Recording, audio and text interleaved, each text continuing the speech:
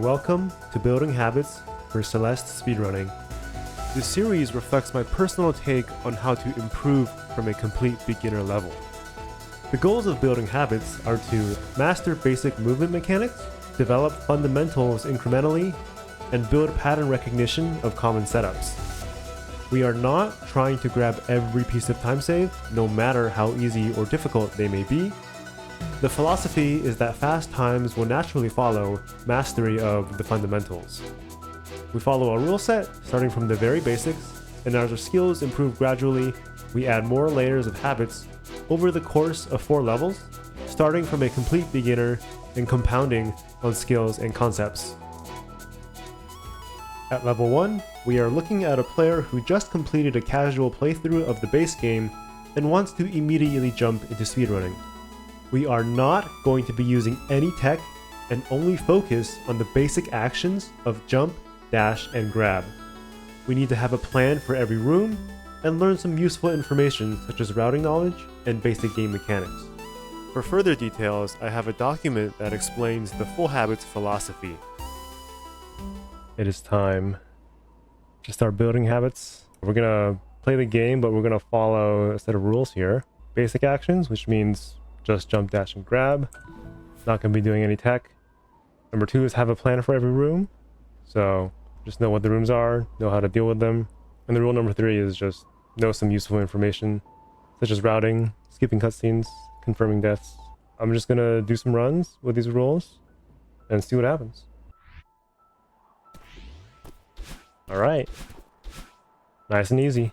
I think the city is pretty chill, not too much to say really. Maybe the only comment is that these traffic blocks, you can kind of ride them for a long time and still get the boost. We'll see in the second last room what that means. So for example, this traffic block, you can ride it all the way to the end to get as much distance as you need. That's probably what I see most beginners messing up the most often. Alright, coming up is the battling section. I think the major plans for these rooms are just try not to cross your own path.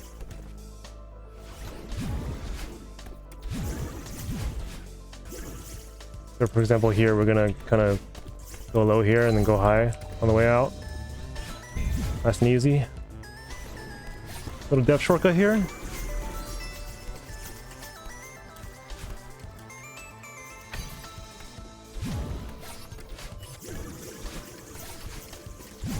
See how we didn't cross our path at all? We kind of went in that little, like, 8-figure kind of thing. So that's just like my plan, right? I'm not going to sit here and say it's the fastest thing you can do. There's definitely faster ways of doing that room, even with this, movement restrictions. The whole goal is that I have a plan, that I have some idea of what I want to do.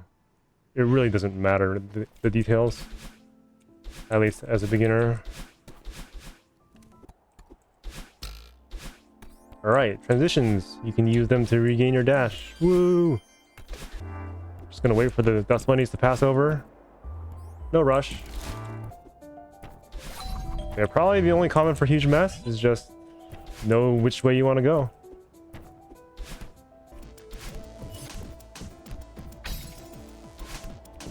Useful information from the chapter 4 postcard.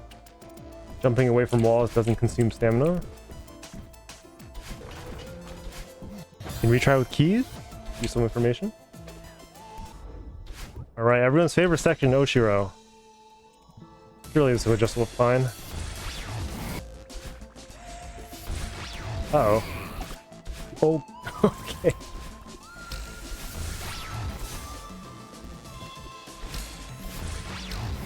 Uh-oh. No problem? Alright, last room. Nothing can go wrong, right? Okay. There were definitely a couple close calls with the Shiro. But anyway, let's move on. Not gonna worry too much about it. Horizontal dashes are able to cut through wind a lot better than diagonal dashes. So for example, this room, if you just horizontal dash, make it to every spring, no problem. Oh man.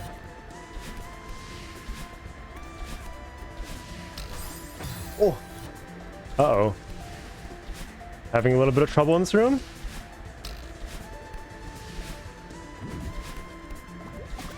Okay, I got lucky there. Seems like, again, well, everything was kind of fine until the snowballs. I feel like I did have a little bit of trouble on the snowballs. Kind of similar to how Oshiro was. Like, everything was fine about Resort until Oshiro. Everything was fine about Ridge until the snowballs. That's how I'm feeling about it. Alright, 5A star, definitely where useful information comes, because you want to know where the heck you're going. We don't want to be getting lost getting berries. And then this is the skip that's usually used to get the blue heart. We can do it for just beating the level normally without having to get the key. Alright, Seekers! Yay! You can use Seekers to hit coins for us, just like that. They have the weak point on their head, so you can jump on them like that.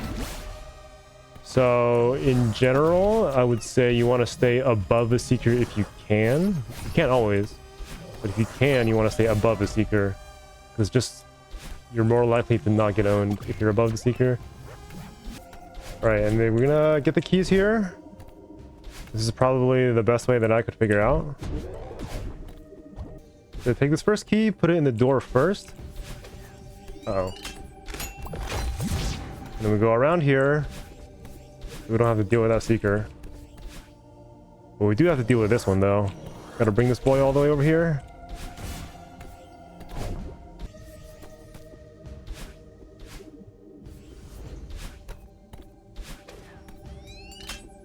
Alright.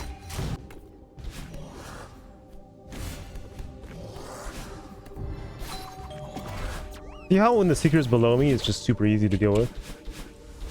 Alright, Theo! Oh man. Oh god. Ah!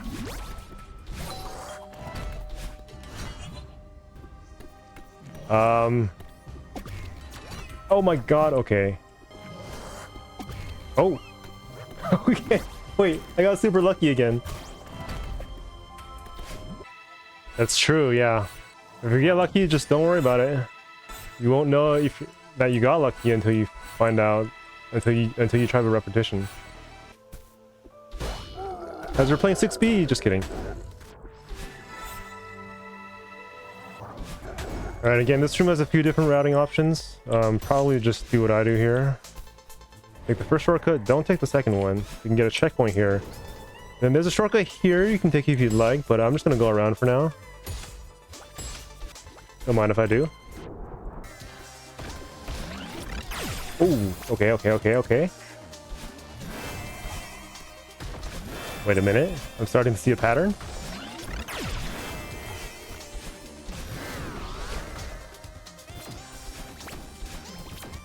Uh-oh.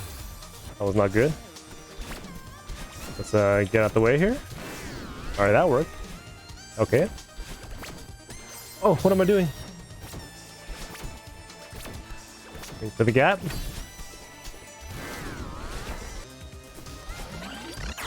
Oh no. Oh, okay, I got lucky, super lucky there. Oh shoot. Okay, wow. I got stuck in the feather and I couldn't move.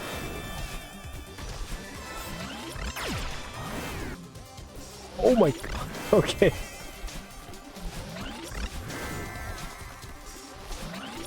No.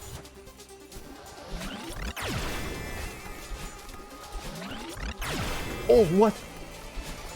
Okay, let's get out of the way. Let's not try to repeat our last mistake.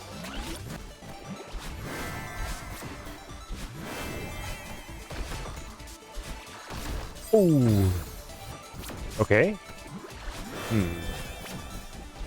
Definitely starting to notice a pattern here. Oops. Feels like some of these, when the hazards are not easy to predict, that's when they're the most troublesome, like that. Uh-oh. Uh-oh, uh-oh. Okay.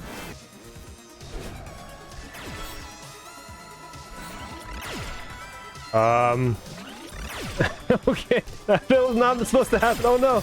Okay. We had some problems with battling. Kind of like the snowballs, kind of like a little bit like Oshiro as well, and the Seekers. Seems like there's a bit of a pattern here with these unpredictable hazards. I wonder what it could be. But anyway, let's not think too much about it. Let's just move on. I think I would agree with your statement.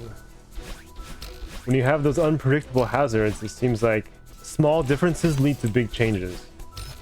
I wonder how we can deal with that. That's a thought for another time. Let's just finish this run first. Play perfectly. I wonder if that's a good habit or not. Play perfectly. In the habits we are, unfortunately, not going to be looking for every perfect execution. What a shame. Yeah, I think someone doesn't have too much to say. Is just kind of know where you're going. There's a lot of like side paths you can take to get berries. Oh, you can. Oh, by the way, you can dream grab by grabbing in the other direction as you leave a dream block. Again, definitely not the fastest thing to do in pretty much any situation in any percent, but if it helps you kind of sort of digest the situation, it could be helpful. So for example, in this room, I could definitely see it being useful. See, when the hazards are in a predictable behavior, you can, it's much easier to figure something out. It's when they're unpredictable is when it's hard. Like, I can stare at this guy and like figure out the rhythm there and then know when to go, right?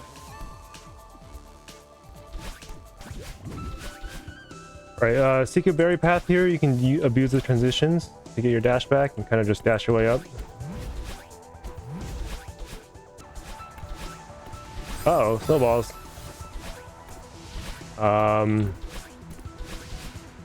Okay, that snowball threw me off my game. That's my John. Bro. No! Okay. We're starting to see again that these dynamic or these like strange hazards are, or not strange, but like just difficult to deal with hazards. We need a better plan, I think. We'll make a mental note of that and then figure something out later. But we need to improve our plan, and right, that's something that's gonna happen. Like you have a plan, maybe you might not even have a plan, but at some point you might realize that your plan is not working the way you want it to. And then you can change your plan. Right, that's part of the process. You can look at your plan and try to evaluate what's the deal, what's going on here. That's the flag 8.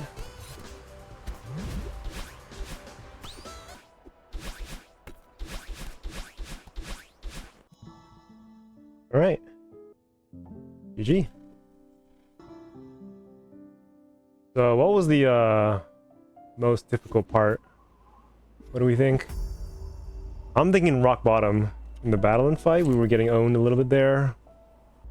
Yeah, this is the power of habits. I mean, just have a game plan and be good at just the basic actions. Now, I say that, but there was definitely some improvement in terms of, I definitely felt like we were a little lost on chapter 6. There were some of the parts of the battle and fight where, and even in Summit, the snowball room, where we were getting owned a little bit. And I felt like I got super lucky in 5A and with the Seekers, and even in 3A with the Oshiro. So maybe the one plan I would change is that when when we're dealing with these moving hazards, probably the best thing to do is just get the hell out of the way. When you know the moving hazards, when you know those like weird gimmicky hazards are coming in at you and you're not exactly sure when they're coming, but you have an idea. We call this the red dot, actually. So probably the plan I would change. So for example, in reflection, right? So this is where we were struggling. Like when you know these fireballs are coming at you, just get out of the way, right? And like this depends a lot on what your plan is. If you're able to have a plan that can consistently beat the fireballs, you can go ahead. But like if you find that your plan is like often running into the fireballs and you're not beating these fireballs, just get the hell out of the way, right? And here, this room as well, we got owned in this room, right? When the fireballs are coming, just find a path. No need to rush, just stay calm, get out of the way.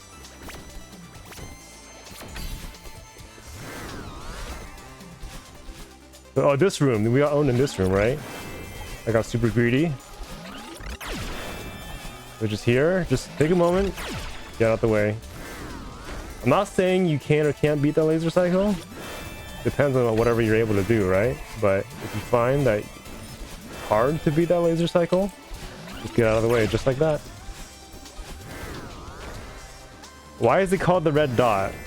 So the idea is basically like you feel like there's a sniper that's aiming at your head, and you don't know what's going on. You just need to get the hell out of the way, right? Just like you don't know what their intentions are. You don't know like when exactly they're gonna fire. Just,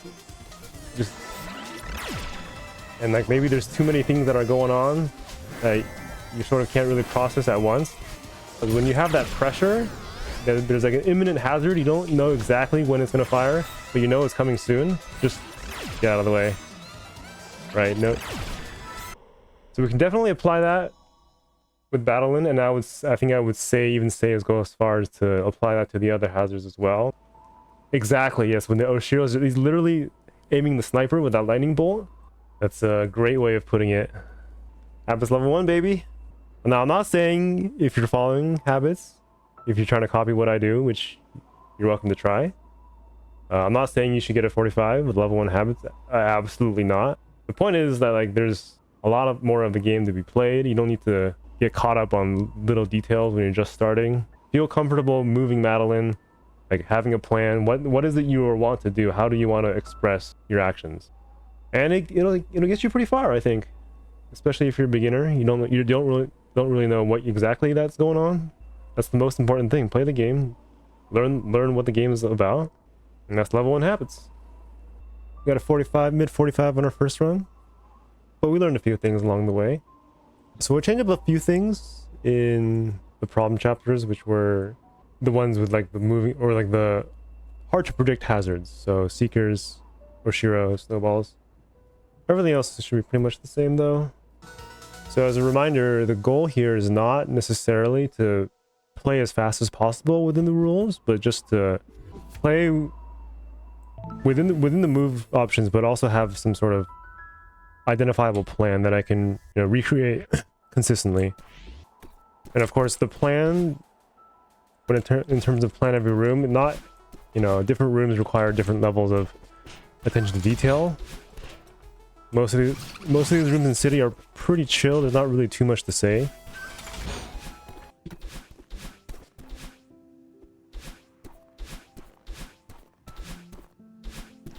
I hope it's clear that like all these dashes are like very deliberate in where I'm doing them. Like I'm trying to not, fall into one of those pits in the floor. So, that's part of the plan for every room, right? Of course, in Awake, you won't ever really lose progress, but it's always nice to have a plan on where you want to go and how you want to handle each room. In a sense, yes, the springs are kind of red dots. It's just not immediately clear that they should be. Don't forget you can stall here on the platforms by doing some small jumps. If you need to. You probably will need to. Alright, it's time for red dot. Just get out the way. Nice and easy. Red dot. Okay, we're safe. Red dot. Just like that. Oh, you know it. Don't mind if I do.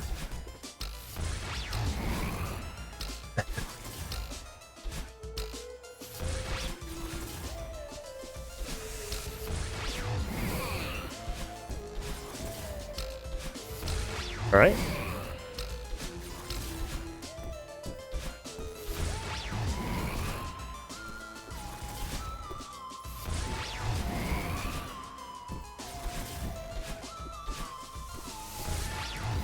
Nice and easy. All right. Okay, surely we learned our lesson from last time with the snowballs. Just a reminder that horizontal dashing is usually much better at cutting through wind. Depends on how strong the wind is, but again, we'll see it more in cliff face. But a lot of the times, those up diagonal dashes that you may love so much, not necessarily very helpful. Yo, DLC block, here we come.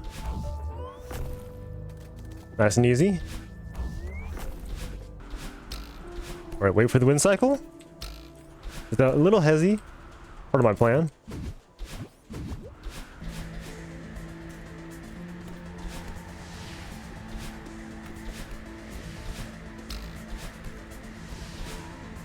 Alright, learn our lesson? Learn our lesson.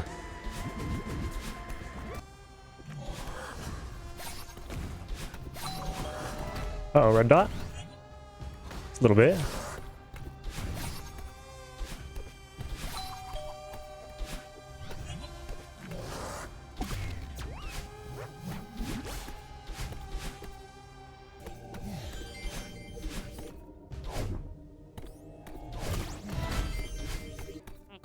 This is probably the checkpoint where rule number 2 is the hardest to follow. Have a plan. Because it always feels like your plan just gets messed up when you do something very slightly different than what you did before.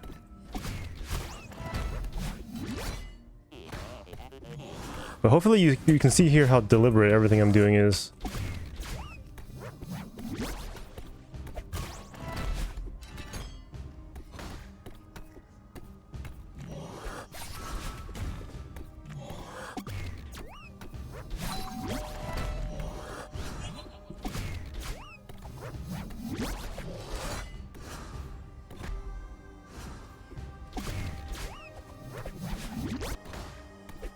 I'm not saying everything I'm doing is the fastest thing that could be done, even within the rules, but it's just something that I know how to do. Uh-oh.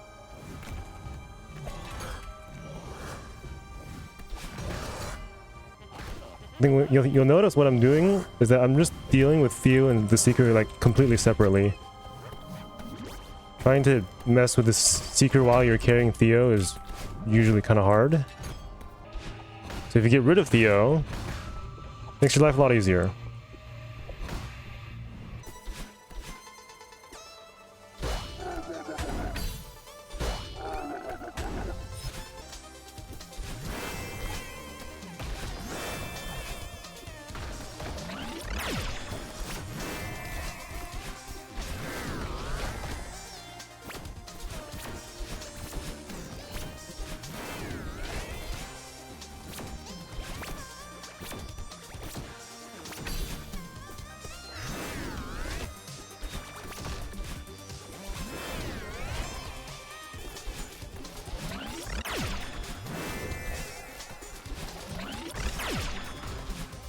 Alright, I remember from last time I tried to beat that cycle, but I didn't make it, so we adapted.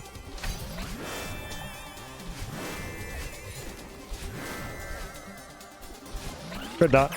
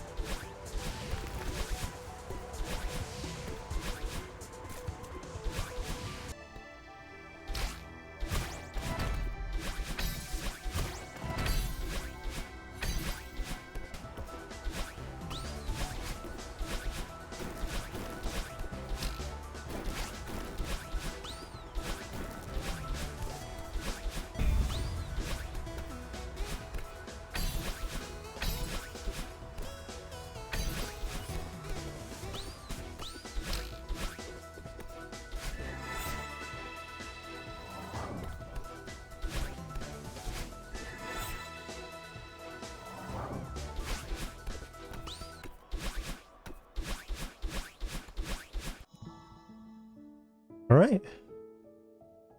GG. It's a 2-minute improvement, almost on the dot.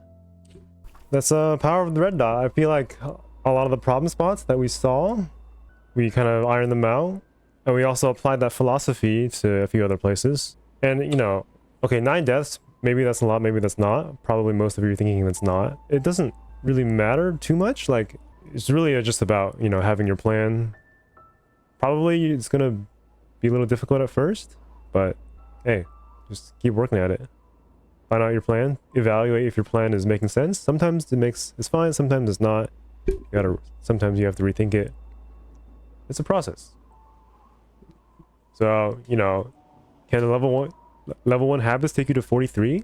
Maybe, but again, it's not really about the time here. It's about the plan.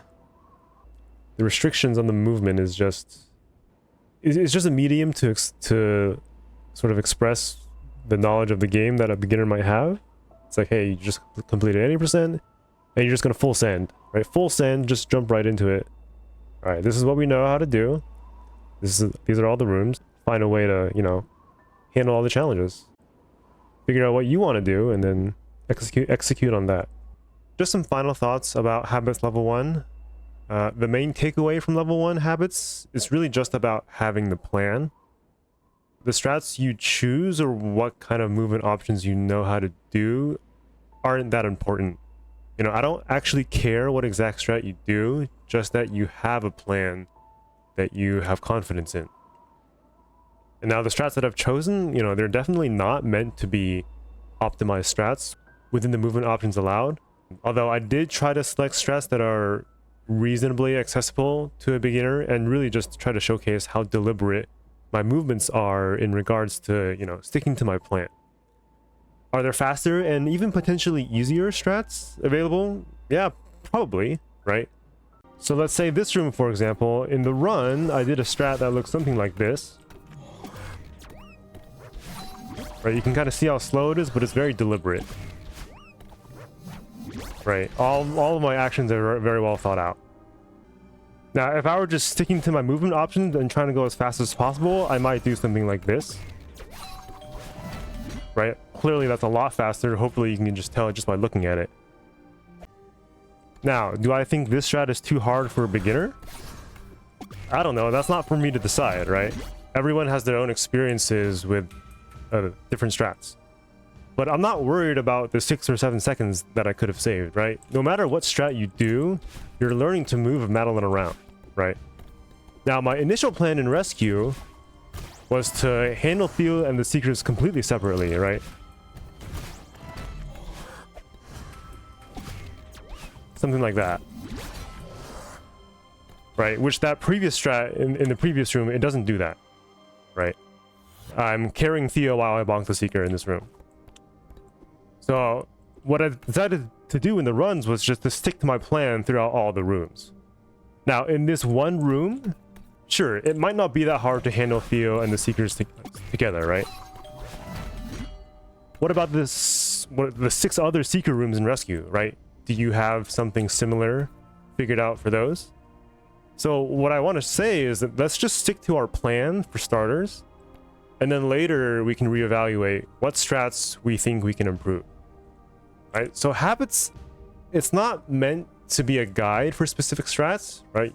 You're certainly welcome to try whatever strats that I do, and there's already a lot of resources out there, you know, for strats at all levels of gameplay, right? What I actually want to sell here is the philosophy of focusing on the fundamentals, and at level 1, that's really just about having the plan.